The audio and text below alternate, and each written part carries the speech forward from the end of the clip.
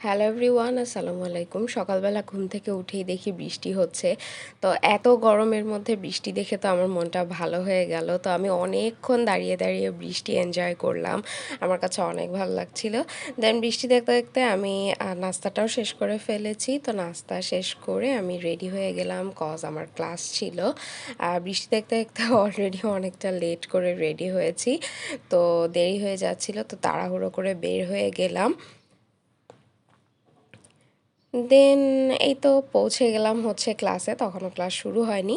তো ক্লাস শেষ করে হচ্ছে বাসায় চলে যাচ্ছি, তখন বাজে প্রায় 2টা। তখনও কিন্তু ঝিরিঝিরি বৃষ্টি হচ্ছিল। দেন বাসায় এসে আমি আবারও হচ্ছে জানালার কাছে দাঁড়িয়ে বাইরের ওয়েদারটাকে ফিল করছিলাম। আকাশ তো খুবই সুন্দর ছিল, মেঘলা ছিল, দেখতে অনেক ভালো লাগছিল। আর একটা খুব সুন্দর বাতাস হচ্ছিল, যে বাতাসটা অনেক ভালো লাগছিল, ঠান্ডা ঠান্ডা বাতাস। দেন হচ্ছে আমি বাইরের ওয়েদার দেখতে দেখতে একটু ভাত বসিয়ে দিয়েছিলাম। তারপরে রান্নাবান্না শেষ করে লাঞ্চ করে নিই। দেন খুবই টায়ার্ড ছিলাম, আমি আর কোনো ফুটেজ নেইনি। তারপর সন্ধ্যার দিকে একটু বের হয়েছিলাম, কজ একটু কাজ ছিল, মার্কেটে গিয়েছিলাম। ক্রোকারিজের দোকান থেকে আমার একটা জিনিস কেনার ছিল, কজ সামনে আমার একটা দাওয়াত আছে। তো সেখানের জন্যই আমি একটা সেট কিনতে গিয়েছিলাম। তো এই মাগের সেটটা আমার অনেক বেশি পছন্দ হয়েছে, তো এটাই হচ্ছে নিয়ে নিই।